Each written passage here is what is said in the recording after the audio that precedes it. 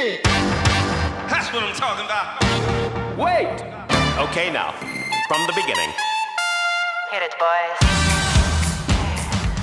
Welcome to Higher Ed Pulse, your Monday morning energizer covering insights and trends in higher ed marketing and enrollment. I'm Mallory Willsea, bringing over 15 years of ed tech and marketing expertise to your earbuds. And I'm Seth Odell, joining the Pulse with my own adventures from leading marketing at top universities to founding Kanahoma, one of the industry's fastest growing digital marketing agencies.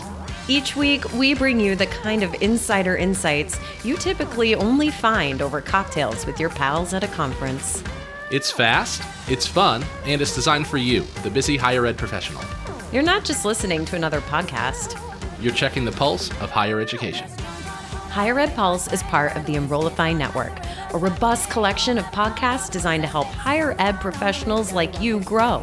Explore our other shows at Enrollify.org.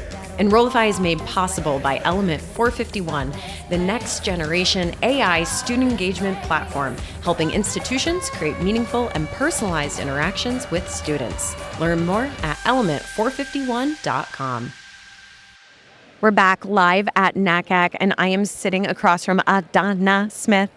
She is the university counselor at Wayne State University, and she's also the government relations co-chair for the Michigan NACAC. And today, we are going to talk about a topic that's really important to, I think, both of us, supporting student access, but specifically in Michigan. So, where do we begin? So, in Michigan, we are in support of a few bills, two of which are House bills that our committee specifically authored under the direction of Patrick O'Connor, our government relations co-chair. The bills are House Bills 4810 and 4811, which were submitted through the House of Representatives. And their purpose is to eliminate the mandate requiring the Michigan merit exam, currently the SAT, that is posted on high schoolers' transcripts. The reason that this is important is because a lot of schools are test optional. And with this mandatory requirement to have the test score noted on the transcript, students are likely to be or have the propensity to be denied access to schools of their choice, whether it be for admission or scholarship purposes. And so that is one of the reasons why we are supporting this initiative. Secondly, we would like to eliminate the requirement that the state gives the essay portion of the SAT. Again, this is something that many states do not have as a requirement. And also, it is not needed for students in order to gain admission to college. And finally, we are supporting the elimination of work keys as a part of the Michigan merit exam. Initially, it was introduced with the hope that Michigan employers would use it to determine the skill sets of Michigan high school graduates applying to jobs directly out of high school. But nowadays, few employers utilize or find value in work keys. Another bill that we are supporting would be the Senate bill for the universal FAFSA. And the importance of this bill is that it will benefit Michigan families, specifically those that are first generation. Currently, 13 states, including this great state of California that we're in right now, have approved this bill and passed it.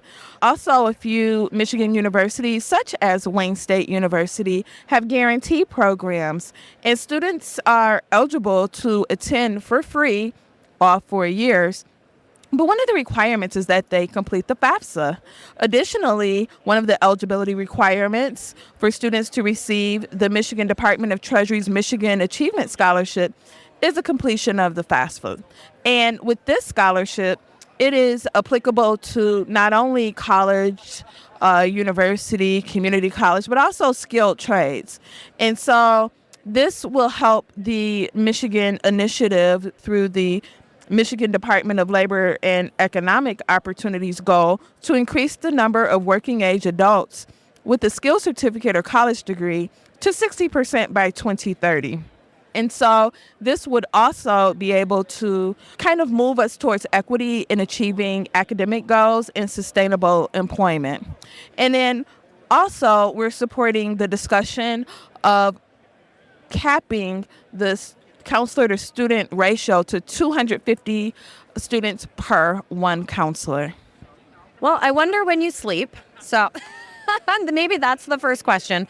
But all of these initiatives are just incredibly important when at the end of the day, the mission and the goal should be to help support students to get in the door at the right institution for them and have the opportunities to get the scholarships that should be available to them. And I feel like you're attacking this from a bunch of different angles. From one side, you're saying if a student doesn't want their test scores shared, don't share them. Don't force them to share it because that may actually hinder their abilities to get the money that they need to attend the right school. From a different side, you're saying, but we also want to require the student to fill that very important FAFSA form out because they might unlock opportunities that they never even knew were possible to them. I think this is incredibly important work. Is it hard to get this stuff through? I mean, are you sleeping at night? Well, this is something that keeps us up at night. In fact, a few of us represented NACAC at the Senate Education Committee hearing in which we were advocating for the universal FAFSA. So it is not an easy process. We have to gain support from both the Senate and the House of Representatives, and they have to vote on these matters. And to be quite frank with you, it's stalled out before. So we are continuously working towards these goals, and we're not going to give up. So how does being at NACAC actually help support you in achieving these goals? So one of the ways that I am being supported is meeting a lot of other colleagues and hearing what they have going, And so we can do a lot of sharing of ideas and support. And then we also get to meet a lot of different vendors, and with the vendors find out how they can be of support as well and how we can utilize everything here to help amplify all of our voices. So something you were telling me about right before we hit record was how you recently got approval to develop a committee at NACAC, which will help bring some of this exposure that we are talking about and boost access all the way down to the middle school level. Why is that important? I'm glad that you asked me that, Mallory. So our current NACAC president, John Johnson, has approved the development of the middle school committee. And so with that committee, we're listening to middle school counselors and we're listening to what they need. Historically, NACAC has focused on the relationship and the needs of high school counselors and college admissions professionals. And now we're welcoming the ideas and we're supporting middle school counselors. And so in order to help push forward that 60 by 30 initiative that Michigan has, we'd like to expose middle schoolers in a different and yet larger capacity to different professions and career opportunities, and also invite them to learn the different skill sets that are needed.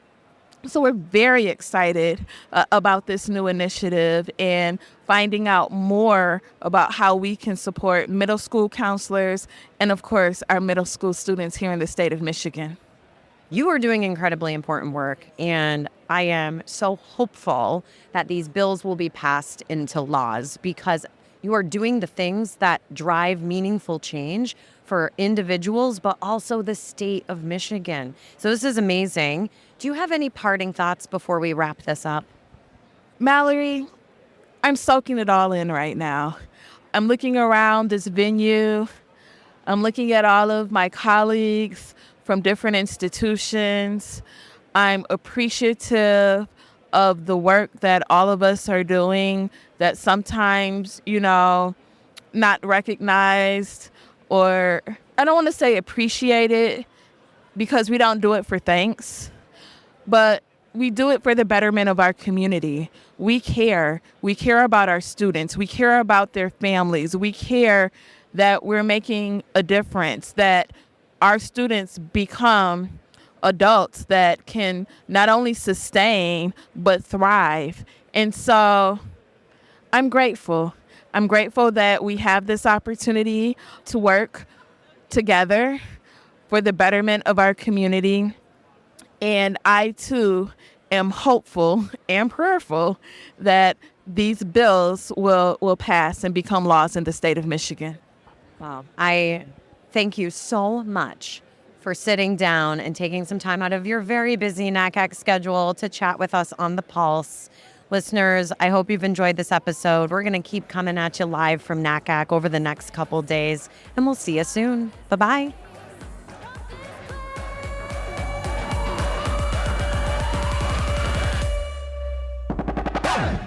The Higher Ed Pulse is part of the Enrollify Podcast Network. If you like this podcast, chances are you'll like other Enrollify shows too. Our podcast network is growing by the month, and we've got a plethora of marketing, enrollment, and higher ed technology shows that are jam-packed with stories, ideas, and frameworks, all designed to empower you to be a better higher ed professional.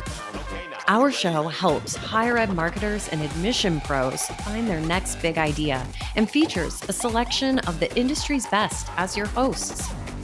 Learn from Brian Gross, Eddie Francis, Jenny Lee Fowler, and so many of your favorite leaders in higher ed. Enrollify is made possible by Element 451, the next generation AI student engagement platform, helping institutions create meaningful and personalized interactions with students. Learn more at element451.com.